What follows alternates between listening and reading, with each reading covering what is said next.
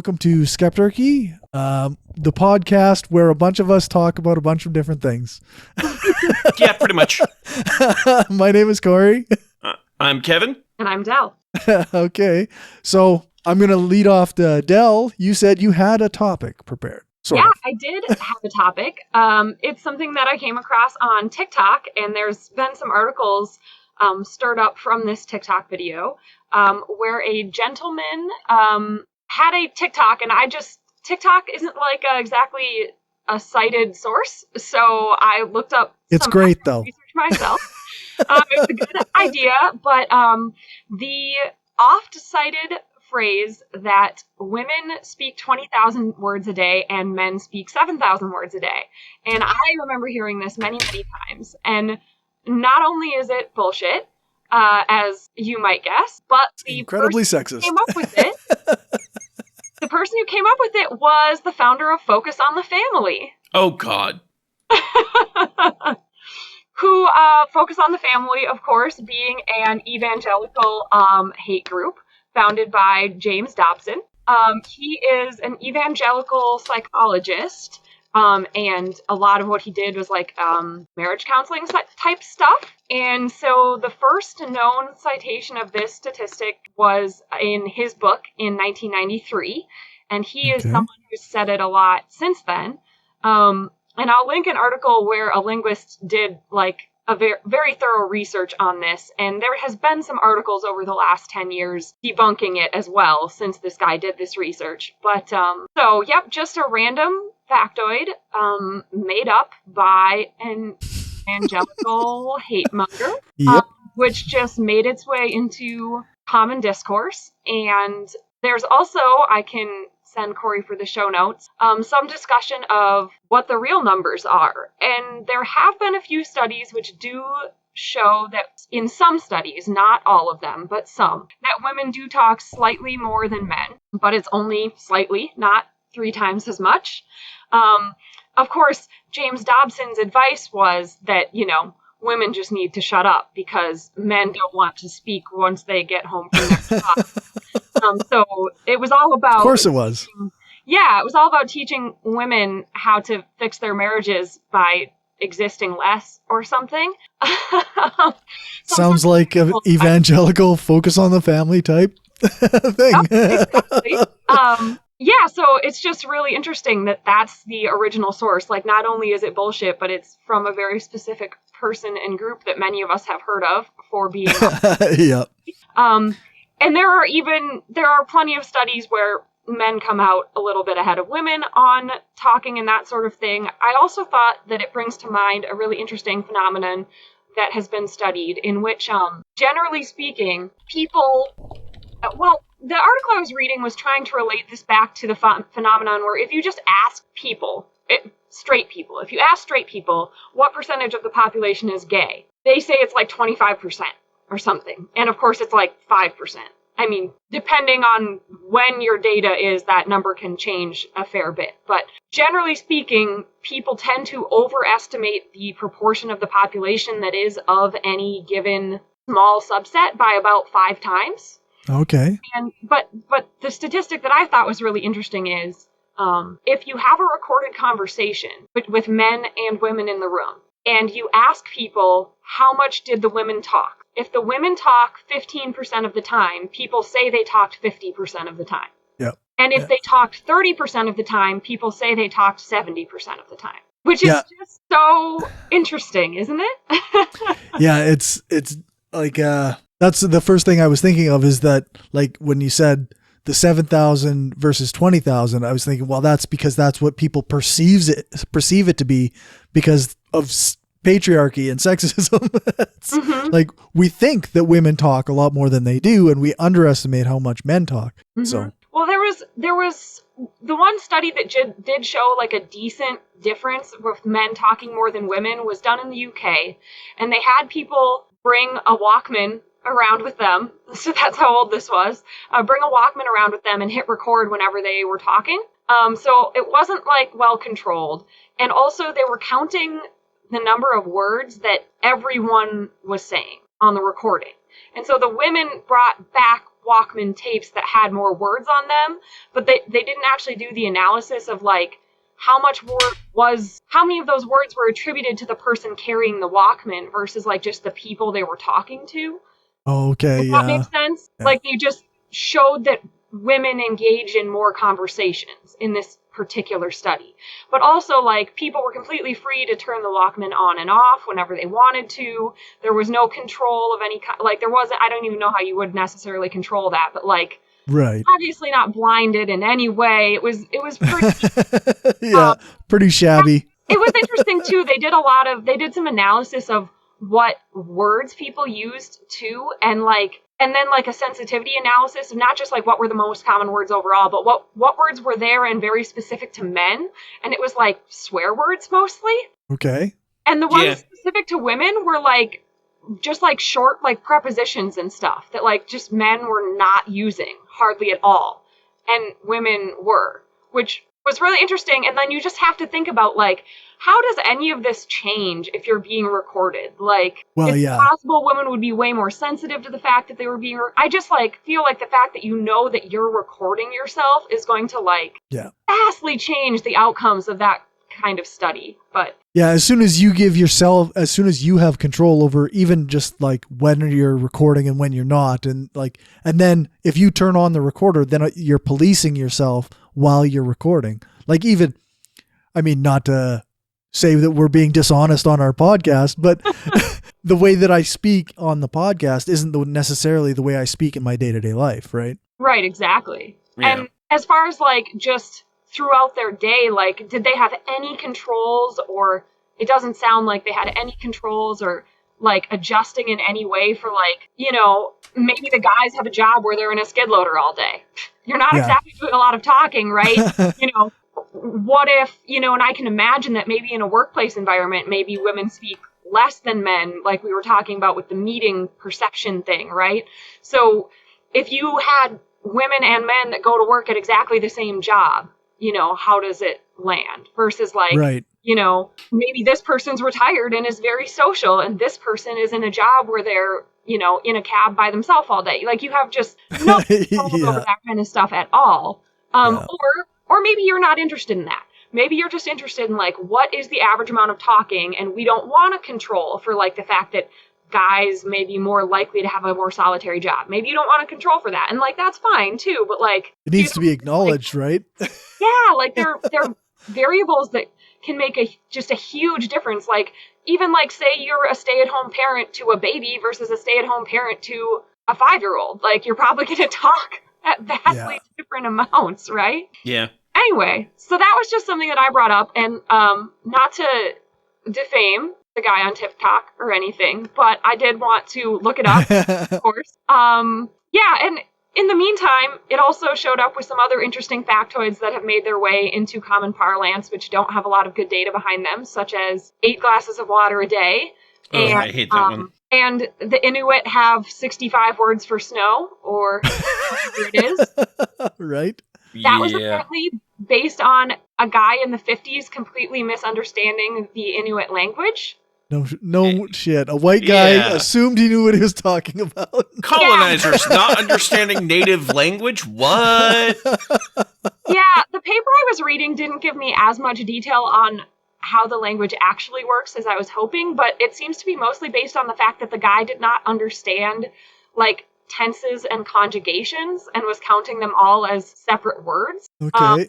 And it's possible. Sounds about white. Yep, some of them weren't even necessarily nouns, but he decided that they were just other nouns for snow when they were actually like verbs related to snow. But it's been filtered through culture now and is talked about a lot. And of course, the person in this paper was mostly offended by the fact that it's used to make this point about how like your perception of the world is shaped by your language, or like this interconnection between culture and language, and like they have so many different words for snow because like snow is so important to them, and like that's a really big overarching point that you've just attached to something that's nonsense. And so like maybe you need to like rethink the whole way of putting that into context that you've been attempting to do. Yeah, for sure. Like you can still say that words are important important, and the language that we use in our culture shapes the culture that we have without basing it on like misinformation. Like, like we don't need to be wrong at the start of that to have that as the conclusion from other things, right? Right. Yeah, so anyway, I thought that was interesting. I definitely remember hearing about that, like, growing up. I remember getting that statistic cited at me because my mother, being in professional radio business, was, like, one of those people that kind of never shuts up. But hilariously, when we got cell phones when I was in high school, and to this day, my dad will wear out his cell phone. I mean, he talks on his cell phone, like, 4 hours a day. And I did not talk on my cell phone ever. So when we got these cell phones, they were like, you are 15. They made me get a cell phone. I actually did not want a cell phone because I was a hipster and I did not want this fancy technology. But my parents were like, we want to know where you are and we want you to be able to call us when we need to pick you up from your activities. So take this damn cell phone. I'm like, okay, fine. And so they warned me about, like, make sure you don't go over your minutes and make sure you don't break the phone. The first week, my dad dropped his phone in a lake, and we had to pay fines because he went over his minutes every week. Nice. Yeah. Back when phones had minutes. Yeah, back when you could talk 3 minutes after 9 p.m. Oh, God. Yeah. So anyway, so it's just funny to me because my parents, you know, my mom is a loud person and she talks a lot, and people definitely think of her as very outgoing, very social, can't get her to shut up. But, like, my dad is at least as bad, if not worse. Like, you can't get him off the phone to save your life. He's on the phone with his friends hours a day. Like, well, I was doomed from the start, I guess, is my point. Right. But it's just interesting how even people that know him really well seem surprised, you know?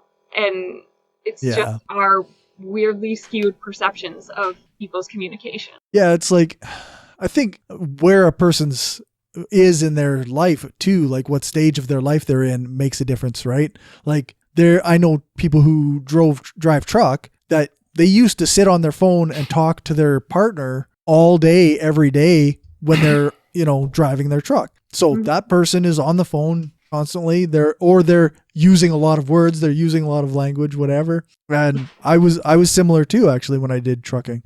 So yeah, I don't know. But now I'm on my own all day. I don't talk to anybody. I can be at work and say nothing for 12 hours. Right.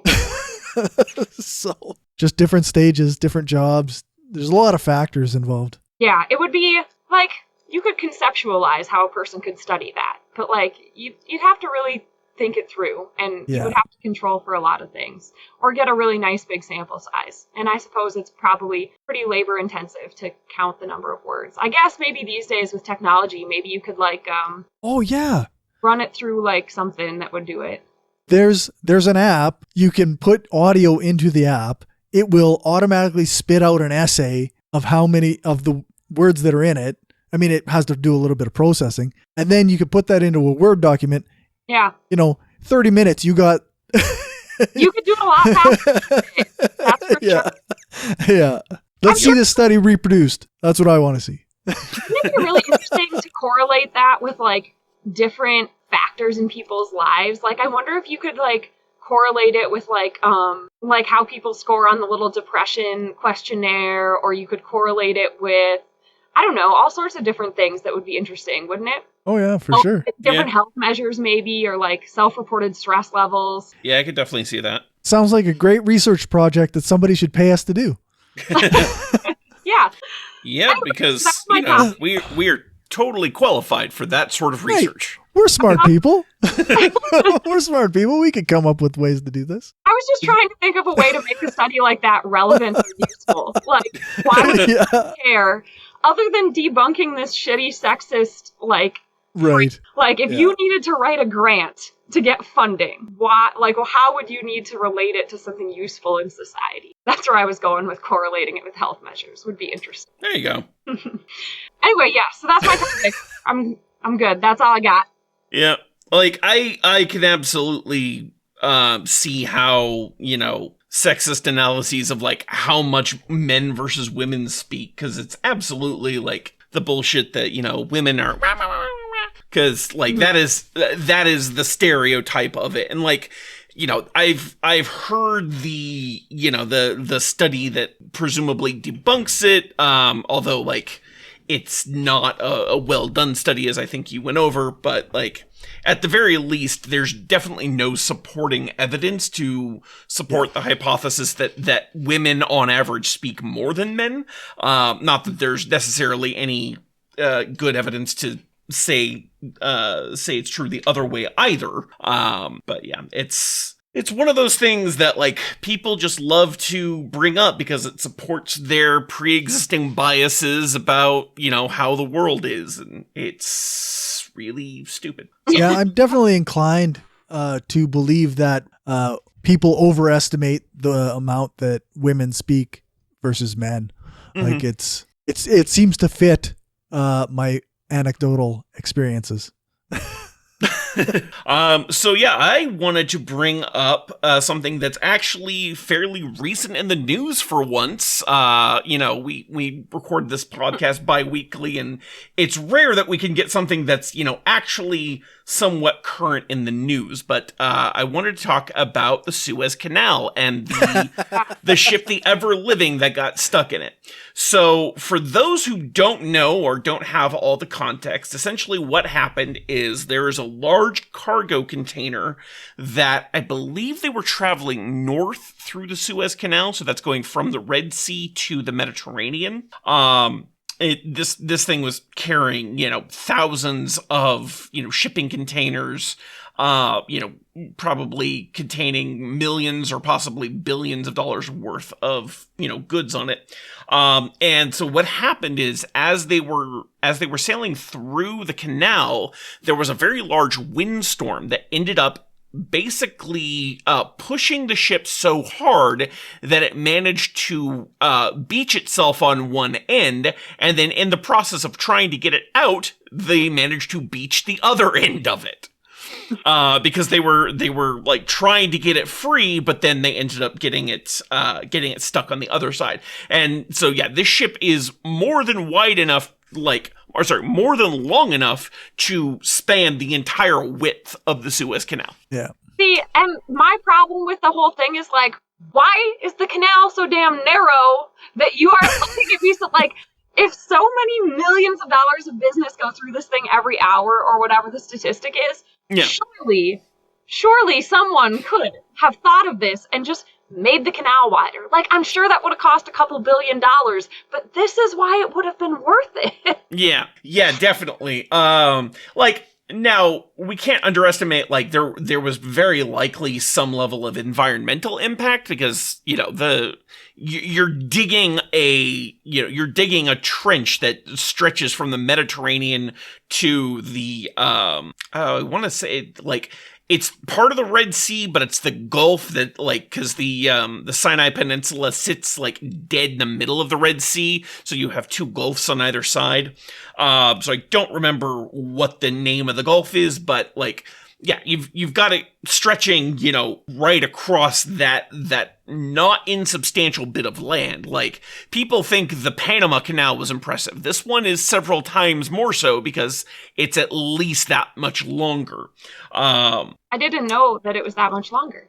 Yeah, it's pretty long. Like, I don't know the exact measurements, and I could probably bring it up because I do research live on the podcast that then has to be edited out because that's how prepared I am. All right, so let's see here. Oh yeah, that's a fucking long one. So yeah, this canal, so it goes from Port Said in Egypt, goes down, it goes through the something called the Great Bitter Lake, and then the Little Bitter Lake. And then continues its canaling on. So basically, they dug this down several hundred miles to these lakes, and then another like 100 or so miles.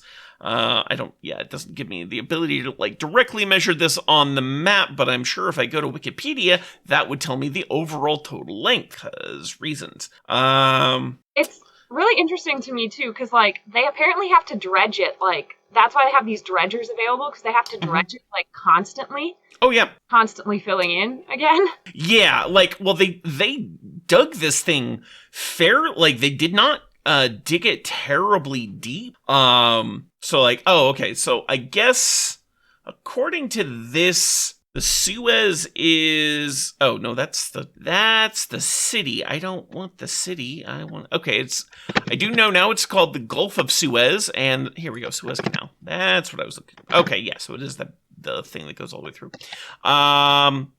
Let's just see here. It is, oh dear Lord, how hard is this to find? Okay, so it's about 120 miles, so it's not quite as long as I thought, but if we compare that to the Panama Canal, that is only 82 kilometers. So it's okay. It's not as much longer as I thought, but it is still, it's about 1.5 times as long as the Panama Canal. So yeah, this thing is quite long, and like, in order to make it wider, that's a lot of digging that you have to do, and like, the parts that this goes through are fairly well inhabited parts, at least based on like the satellite imagery.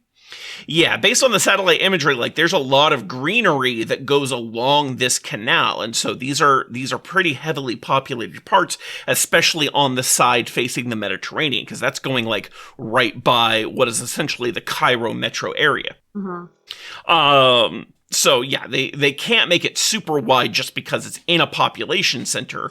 And so yeah, unfortunately, and I don't actually think this is the first time a ship has gotten stuck in the canal. And I know like the canal has been shut down for other reasons in the past. Like back in, I want to say the 50s, there was a giant, essentially strike by the Egyptians who were trying to get their independence from Egypt and get control of the canal. Oh, sorry, I did not mean to say Egypt. I meant to say the British Empire. So Egypt was trying to get control of the canal from the British Empire because they were...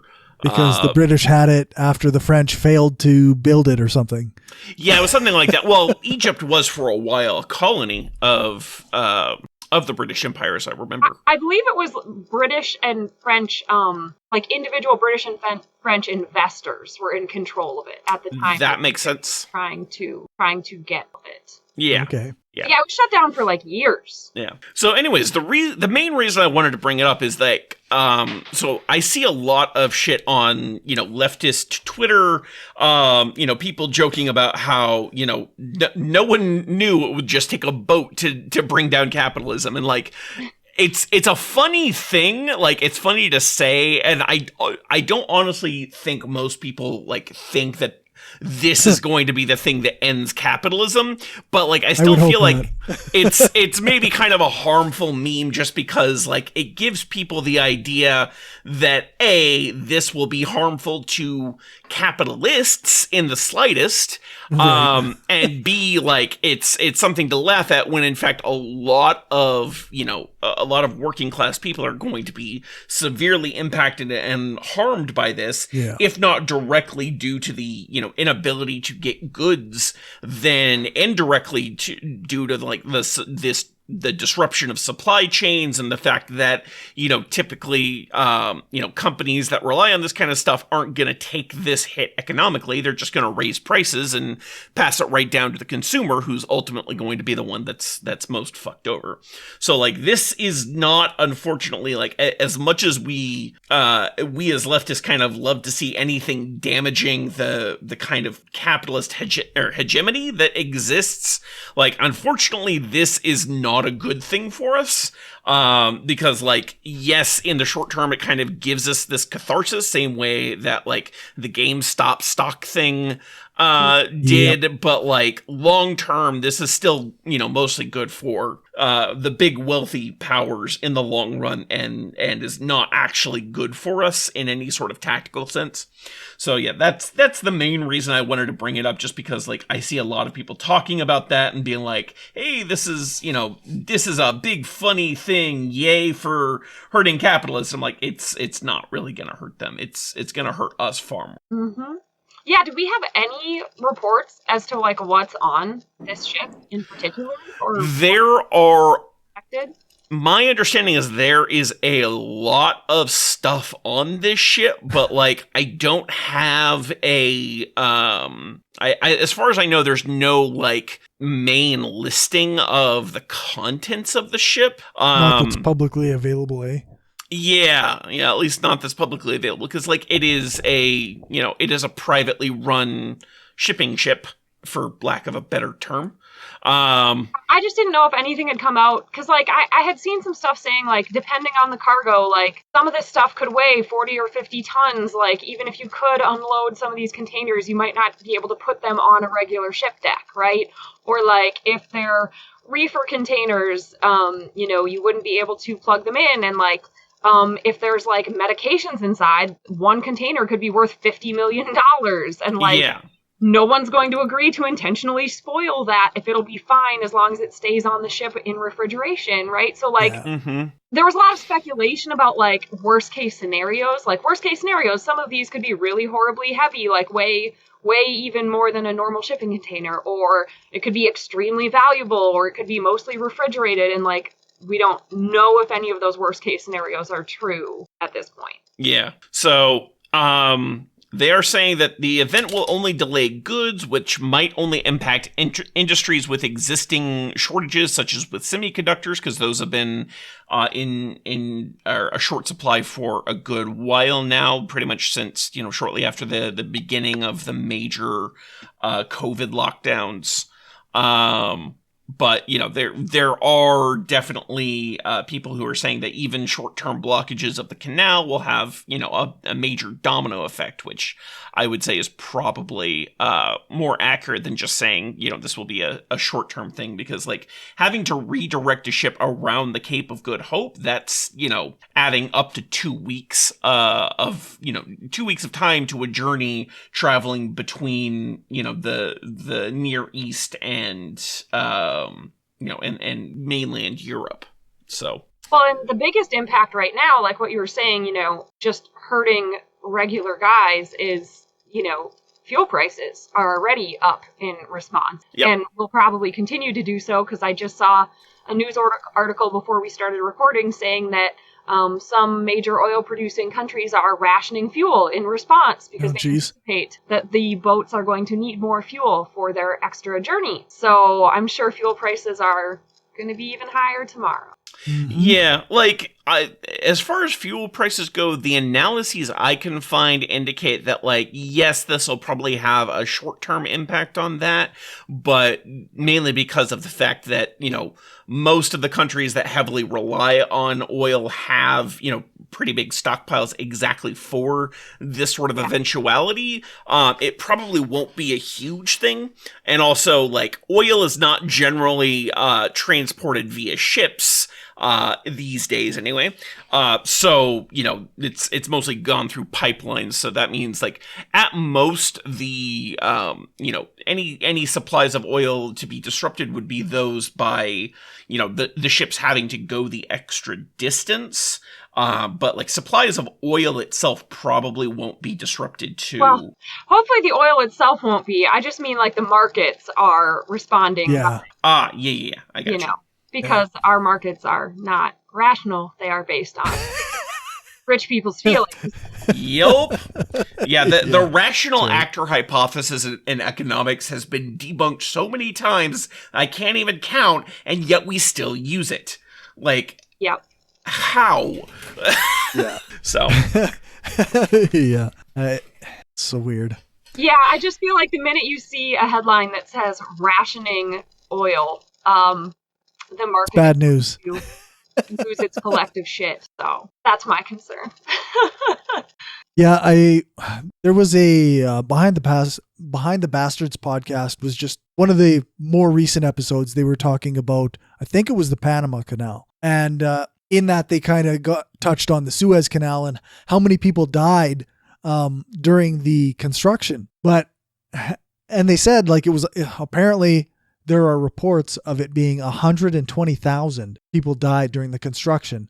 But reading the wiki page, it sounds like that might be an overestimation, but estimates of the number of deaths varies widely, with Gamal Abdel Nasser famously citing 120 deaths upon nationalization of the canal in a July 26, 1956 speech. So that's a lot of deaths.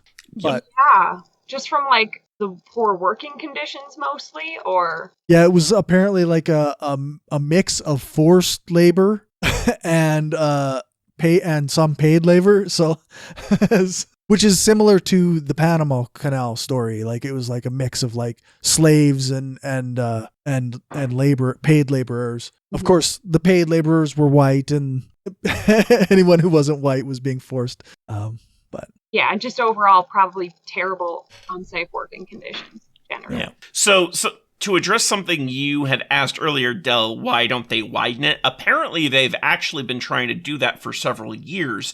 The northern end has seen a lot of that, where it's gone from being 1 lane to 2 lanes. So now you can have ships going in either direction at the same time. But like that's a process that's been going. There was an OECD report in 2015, which had noted the quote complete disconnect of ship size development from developments in the actual economy.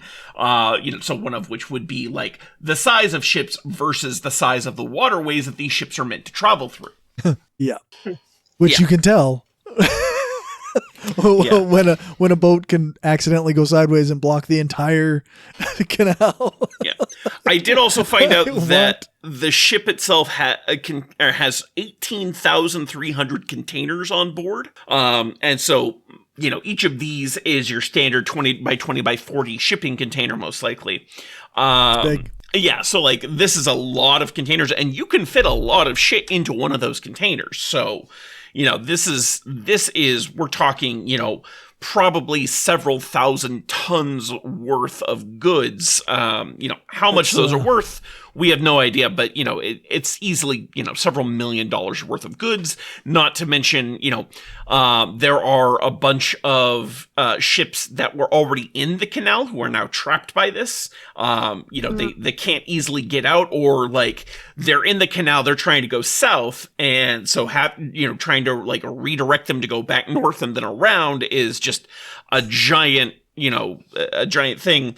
Although it does look like refloating efforts for the ship have been going somewhat there was looks like there was during like high tide, they were able to get the ship to move at least a little bit. So this has been going on since the 25th. So now we're 4 days out, and so things are behind schedule of some of the estimates that were originally given, but like they are progressing. Apparently there's a lot of difficulties just because like the weather still isn't great, high winds and not very high tides and all that. So Go ahead. I find this whole thing kind of interesting because like dealing with large equipment on the farm, and even just like things like a gravity box filled with corn, like our human brains, like it's just not very intuitive how things are going to work.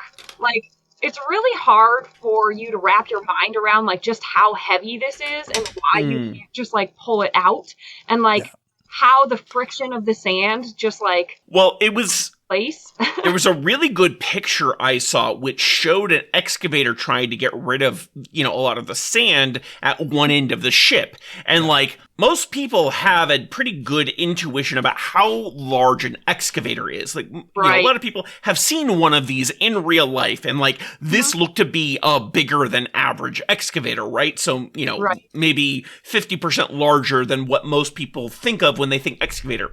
And then that next to this gigantic fucking ship, like it dwarfed this excavator. Yeah, like, it's comical. Yeah, so like the crane that holds the giant shovel, like it goes up and then back down, right? And so, at the top of the height, like this thing is usually about twice as high above the ground as like the cabin is, right? So these tend to be pretty tall, maybe 2 to 3 stories tall, right?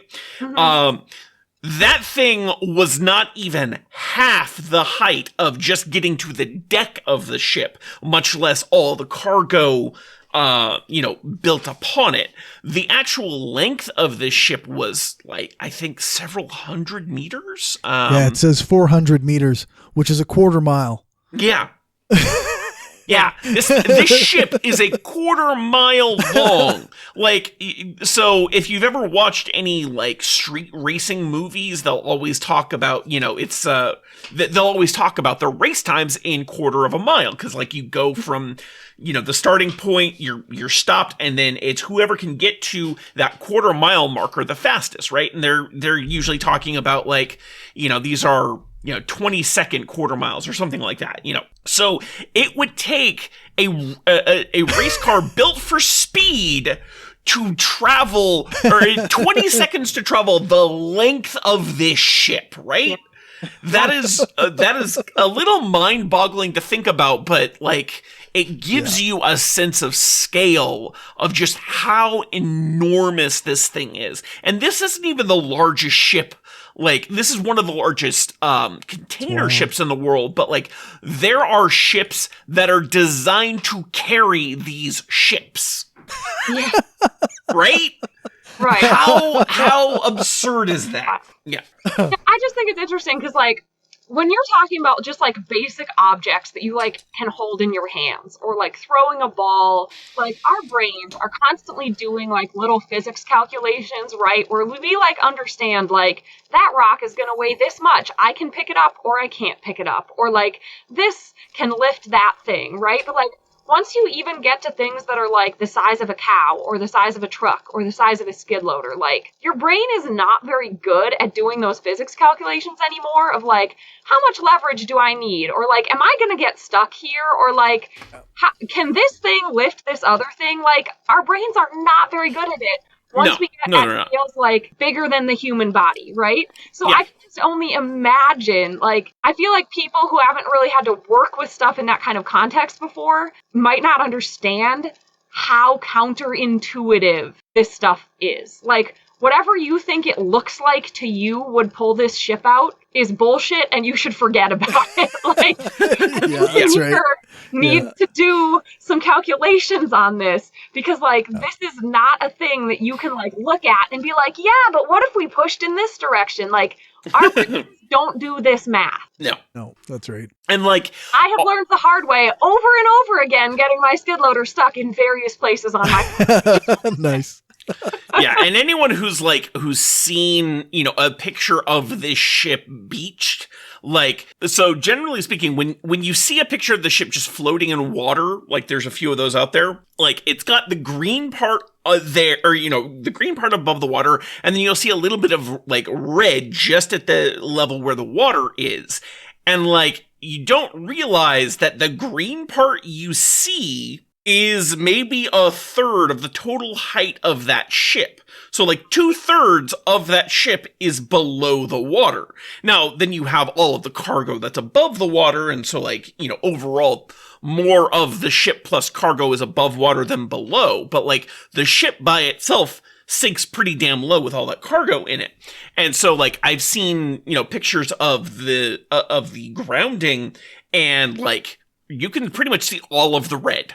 Like, that's how bad this is. Most of this ship is now above the water, and, like, that's why they're calling this a refloating operation, because it grounded itself so hard, it's now out of the water. Well, and they were saying, too, like, there's ballast weight and there's fuel weight at the bottom that they could try to drain to get it to float better, but then it would be top heavy and it might capsize.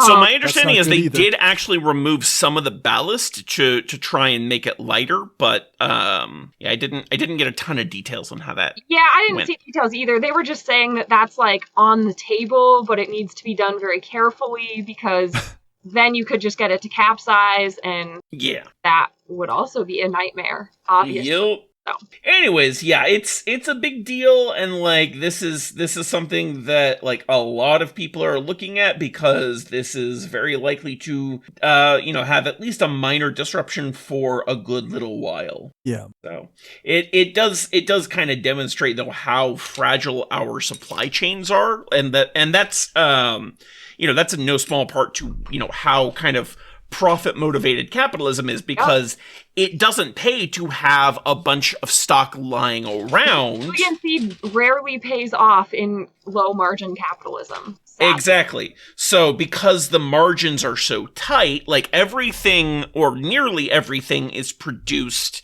in what's called a just-in-time production. So basically, they try to measure the market at any point in time and determine, okay, what is the minimum amount we can produce to satisfy the demand that we expect. And so what the big problem with that is that any time there's a change in expectations due to unexpected circumstances, i.e. a giant pandemic or a big old ship getting stuck in a very busy shipping lane, or all of Texas getting covered in ice, which is why my life was a nightmare for the last month, because it disrupted all of the agricultural supply chains of all the trucking, right? Of all the various ingredients in all of the feeds that I formulate for. So the past 6 weeks have just been like a nightmare of ingredient outages. I even got called at 4 p.m. yesterday because we were out of rice bran again, because rice comes from the south. So the rice bran in particular has been a problem. And that means that it puts pressure on the other ingredients,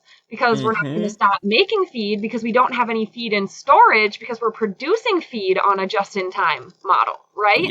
So we literally have people whose cows will not have anything to eat tomorrow if we don't make feed tonight, because the farms are purchasing on a just-in-time model, and we're making the feed on a just-in-time model, and we're getting the ingredients delivered on a just-in-time model. So one manufacturing plant of our ingredients having a power outage or a winter storm, and the whole supply chain is screwed.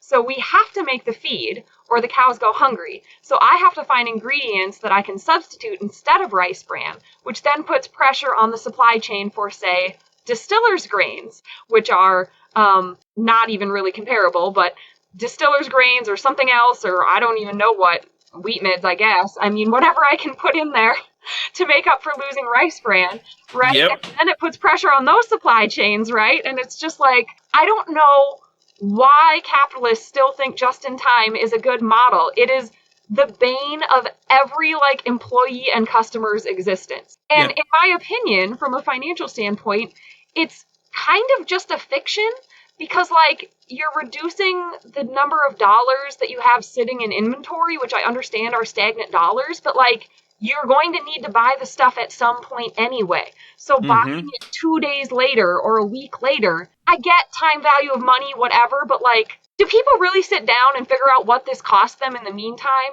I can tell you that it took me thousands of dollars to make up for losing that rice bran on Saturday, right? Well, the problem is that imagine that these actually make sense. Yeah, the problem is that capitalism in a just-in-time model is very much set up as a giant chain of dominoes. You get one disruption and it all goes down the line, and it's specifically designed to pad the impact and affect consumers more than anyone else. Pass it on to the customer. Right. Exactly. And so instead of building in some resiliency, which has some costs up front and doesn't contribute to, profits, in the quarter or in the half or whatever, it's just money out of pocket and doesn't really show any sort of return until there's an emergency. So it just seems to me like the entire model of just-in-time is the epitome of what some dude in management put on paper and decided it would be a good way to make himself look good, he'd saved the company $2 million this quarter, and he's definitely going to get promoted next year anyway. So it just seems like the epitome of a middle management bullshit project that somebody came up with. Oh no, this is absolutely I absolutely believe this was some low level executive being ooh, how can I save the company money? Well, if instead of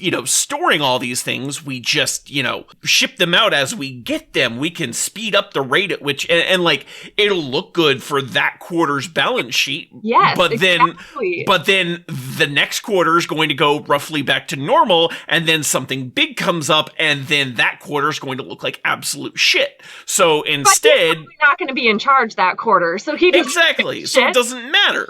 Yeah, everything has been. It looked like a cost for the guy who's in the job next that says this is a bad idea and maybe we should build some resiliency into our supply chains, that's going to be a tough sell because that looks like costing the company money now. Yup. So, yeah, it's a giant clusterfuck of people, wanting to atomize or, even quantize all of these little bits and pieces of production and, like, get them all to, the tightest level they can, because that's how you get the most profits in the shortest term, and that's all people care about. And it's just, it's not a rational way to run an economy that is, meant to supply the needs of millions or billions of people, with any sort of a resiliency or ability to support, mid to long-term downturns. Right. And then the people in charge, like, what's the worst case scenario? Okay, a couple companies go bankrupt and the executives get to walk away and get some other six-figure job somewhere else. Like, it doesn't even, like, nobody has skin in the game at all, except for my poor guys at the plants that are trying to make feed without, say, bags, because we outsourced the making of the bags that our feed goes in overseas. So now there's like an 8-week lead time, and they're probably on some container ship right now. I actually remember back when, I want to say it was Hurricane Maria hit Puerto Rico, and like they had, like, most of the island was without power for several weeks. It was interesting because that affected the medical industry in a way that a lot of people didn't realize, which was Puerto Rico makes most of the, like, saline or most of the fluid bags that are used in medicine. So, like, the drip bags that they hook people up to when they're in the hospital. Puerto Rico makes most of those. Oh, and so when Puerto Rico's out, that entire supply chain breaks down, and suddenly you have this giant medical shortage. And I'm like, at the very least, you'd think they would distribute out, who's making that. But no, because capitalism says that, whoever can do it the cheapest, they're the best ones to go with. And so, they always have these bidding wars for whoever can do it the cheapest. And they're the ones who get the contracts instead of, distributing that out to multiple different suppliers. It's the same reason that 3M is basically the only maker of so much shit that we need, like the N95 masks. Like, find me a maker of N95 masks, not KN95. That's the Chinese standard, which is roughly equivalent, but like lots of companies will make KN95. But the specifically N95 masks, almost no one besides 3M makes those, and they make billions of them. Yeah, I also wonder too, like, the trend these days, what is it, like, people these days only stay in a job for like a year or 2 years now on average. Like, it's just so low compared to that. And then, the way there's like zero personal risk to the people in charge of these companies, right? They get to reap all the profits, but if it goes belly up, they're not really punished in any real way. Like, it's like designed in a way, like, there's no resiliency in the supply chains, and there's no way to get people that stay in a job long enough to have experienced the downside of, like, those events that are not going to happen very often, but when they do happen, they're disastrous. Like, your whole team will probably turn over, right? So, like, no one is keeping that knowledge of, like, why resiliency matters. Yeah. Which I find infuriating because, like, we saw from, the beginning of the COVID pandemic why resiliency is so important. And here we are almost exactly a year later facing it's not on the same scale, obviously, but like it's not that far off. Once again seeing, oh shit, this resiliency thing is a big problem, and maybe we should start planning for it. Like, we had this giant thing that you think we would have learned a lesson from. Nope. Zero lessons learned. Zero lessons learned, exact same mistakes made a year later. Like, what's going to happen next year and the year after that? And how much more frequent are these just-in-time disasters going to become? Because I guarantee weather is a big reason for these disruptions. Like, weather is a big, like, it's probably one of the number one drivers of these disruptions. Yeah, weather and climate are a big one. Like, I don't know how much of a role climate played in the spread of COVID. I'm sure there have been analyses of that I just haven't looked up. But obviously, something like the canal getting lower because of desertification and lack of water resources could definitely have contributed to something like this. And again, the fact that like the size of container ships is outpacing the size of the infrastructure meant to carry them. So like there are all these reasons that like we have been, really far behind, and like it doesn't seem like the pace at which these disasters are coming is going to slow down anytime soon. So you'd think that if at any point we would start to think, hey, maybe resiliency is a good idea and won't cost and will ultimately save us money, it would be now. Well, and like the problem is also like, even if you think resiliency is a good idea, the low margins of late stage capitalism force people into taking risks that they don't even want to take necessarily, or force companies into taking risks that they don't even want to necessarily, but they have to, or they couldn't make the books work, right? And like the late stage capitalism is just like a vice grips trying to squeeze every penny out of everything. And like there are industries that are almost completely upside down. Like there is not a penny to be squeezed anymore. And like, Yeah, I heard a friend say the other day, we're no longer in late stage capitalism. We're in end stage capitalism. Like we are witnessing the death knell of capitalism, and one of two things is going to happen.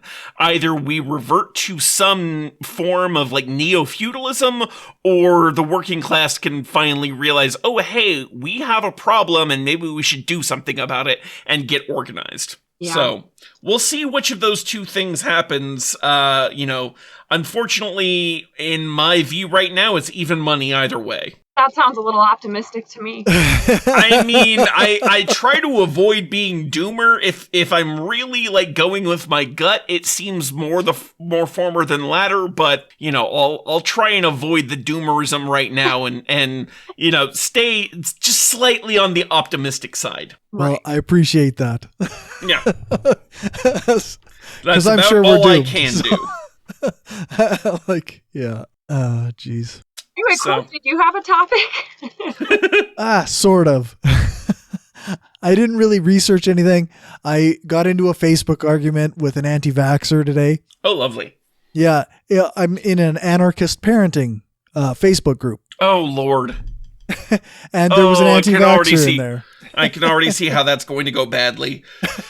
Oh, anarchist. Like, okay, so obviously I am an anarchist. I think, most of us identify as that, as you might tell from the whole theme of this show.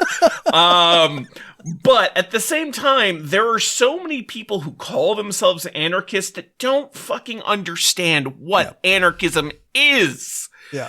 And so they just think, it's going against the rules, doing things my own way. I'm like, no, or what you're talking, citizen. Yeah, what you're talking about is individualism, which is not the same thing as anarchism. There is individualist anarchism, but like anarchism doesn't say, fuck the group, I'm going to do this again, or I'm going to do everything myself. That's the old John Stuart Mill's all against all sort of thing. And like, no, anarchists are generally, we just don't want like hierarchies that don't make sense and that hurt people. We want to be able to cooperatively bring society together and get the shit that needs to get done. And so like people who think anarchy is just, this complete absence of all authority, I'm like, no, it's specifically the authority that is both unnecessary, that is either unnecessary or harmful, but like getting your fucking kids vaccinated is the exact opposite of harmful. I know y'all anti-vaxxers just love cherry picking your data to make it seem like, they're gonna have some sort of fucking brain embolism or some shit when you get them vaccinated. But no, that's not what the data says. And no, VAERS is not a reliable resource for this. Yes. or theirs, or the that NVIC, which are kind of the same thing.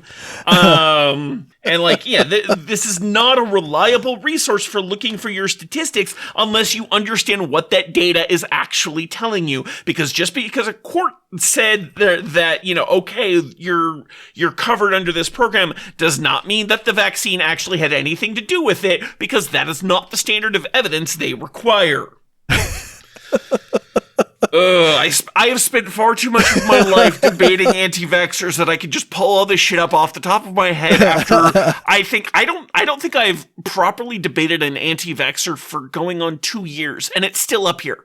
I hate this. I hate this so much. The fact that you have to know it is awful. I still have all of the flat earth debunking points in my head. I hate this. I want this information gone. It is information filling up my head that does not need to be there. But because I spent way too much time debating these fucking morons, I have all of that sitting in my head. I am ready to go at a moment's notice if an anti-vaxxer or an anti-GMO person or fucking flat earther come across my path. At least with the GMOs, like in leftist spaces, most of the time I can get them to agree that GMO technology, good. GMO companies and the patents protecting them, bad. Like, there's enough nuance there that people will get that it's not the technology, it is the way we use it. Like, yes, monocropping bad. Yes, patenting plant genomes bad. Yes, creating genes that, make them immune to one specific weed killer that is sold by this one specific company. Yeah, that's kind of a bad thing. But the inherent nature of the technology is not bad. It is a tool like any other. Mm-hmm. Yeah. Slash rant. Oh, she thought that if we give our children the COVID vaccine, then they will become mutants. I mean, define mutant, because, I guess if you think about a vaccine as a way of training our immune system, maybe that could be some sort of, cell level mutation, because I'm sure, all that information has to get stored, and, biology tends to use DNA as its storage mechanism, so I'm sure, the memory T cells that, remember all the things that you've done, or all the... I am 100% sure that's not what she meant. I'm guessing you're probably she means right. Your kid is going to grow a second head. That's what she means. Oh my fucking God. Oh my God. That's what she's sure that your child is going to grow another arm or... Hey, if I could grow another arm, you know how quickly I would be ready to do that shit? How many times in my life I wish I had a third arm just for being able to hold something that I can't hold because I only have these two fuckers. Yeah, it would actually be really convenient if you think about it. Yeah, there would be a learning curve, definitely, because, suddenly you have a brand new appendage, and, where's it gonna grow? Out one of your other sides? Maybe out the middle of your chest? Okay, and... inconvenient. Yeah, and if it grows out the middle of your chest, then is it going to have a thumb on either side? Yeah, right underneath exactly. the other one. That'd be okay. Yeah, just we'll go full insectoid.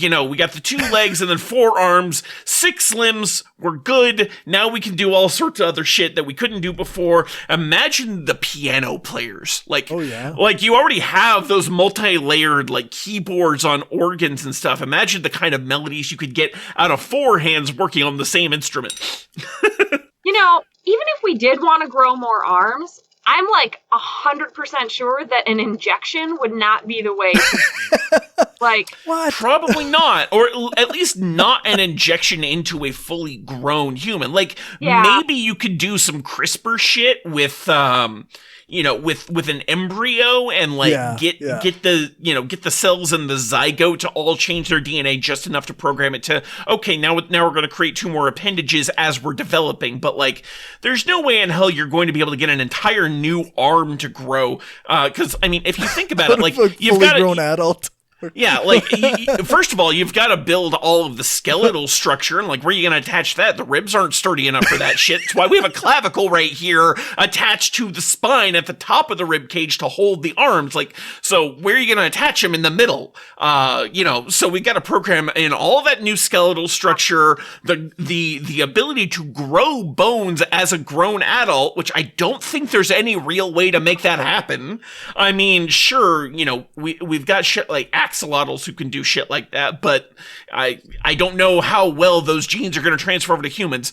Anyways, let's just cut this short and say not gonna fucking happen. As much as I would actually love something like that to happen, not gonna happen. So, like, anyone who actually legitimately thinks that, like, they're gonna grow new appendages I don't understand the level of misunderstanding of basic biology you have to believe that that's going to happen is pretty astounding. Either that or you are just completely uninformed and think anything can happen. Yeah, go ahead. You would be amazed on basic misunderstandings of biology. How much feed we sell that is soy-free, because people think that you can't eat a chicken that's been fed soy if you're allergic to soy. Right. Because they don't understand. Yeah, because they don't know how things work. Like, okay, so unless you were eating a chicken's digestive system, pretty much all of which is soy. Okay, so you have a chicken, it just ate a shit ton of soy, you slaughtered the chicken, you plucked it, you did all the stuff to get it prepped, but you left it the digestive tract in, which I'm pretty sure no one does. So, like, you would have to do a lot to be able to get enough soy in that chicken to create any sort of allergic reaction, because tell you what, the proteins in soy that actually cause that reaction aren't just sitting in the muscle of the chicken. That's not how that works. Right. We digest them. That's what the digestive system does. Yeah. Yep. Weird. You don't just like eat a meal and then pieces of that meal are in your arm. Like, No, that's not what happens. That's not how It's like, that works. oh, you mean the hamburger I ate last week isn't just sitting right here on my bicep? Or that's my, I don't know what that is, deltoid. I don't know muscle names. I'm not that good. No. That's like, I mean, you mentioned soy. It makes me think of the people who thought that the estrogen in soy could feminize men.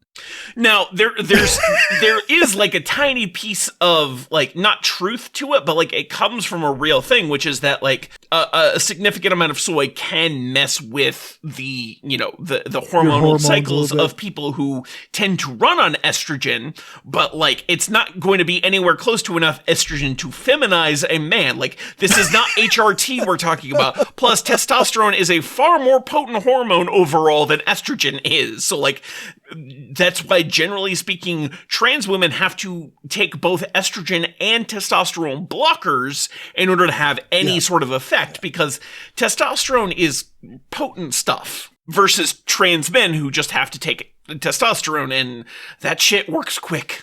Yeah. Yeah. But you can't just eat soy. I mean, I'm sure there would... Tofu. I'm sure there would be plenty of trans women out there who, if they could just eat a ton of soy and be more feminized, they would do it in a heartbeat. For sure. Right. Unfortunately. You don't need a prescription for tofu. No, you don't. Facebook, always a source of lack of faith in humanity. Yeah, All but also media. hilarity. All social media. It's all good. It's all social media. Yeah, true. If I need some kind of something for banter, I can just go to Reddit or Facebook or Twitter, and you can just go, and the worst of the worst is right there, right in front of your face. Yeah, it's not hard to find these days. Yep. All right. Well, you can find us at skeptarchy.com. Our Twitter is @skeptarchypod. Facebook.com/skeptarchy is our Facebook page. And you can email us at skeptarchy@gmail.com. Kevin. You can find me on Twitter at AncomPsycom. You can also find me over at Twitch at Anarchist Laboratory. I stream there 3 times a week. Nice. So, come check it out. I'm on Twitter at More Cowbell, and I'm on Facebook at Dell Unearth, ONNERTH. And I am at Hardcore Skeptic on Twitter, and My Facebook is facebook.com/CJBrainstorm. Okay, well, thank you for joining me this evening. Lovely Sorry we were time so as late. always. Absolutely. All right, folks, you have a good night. You too.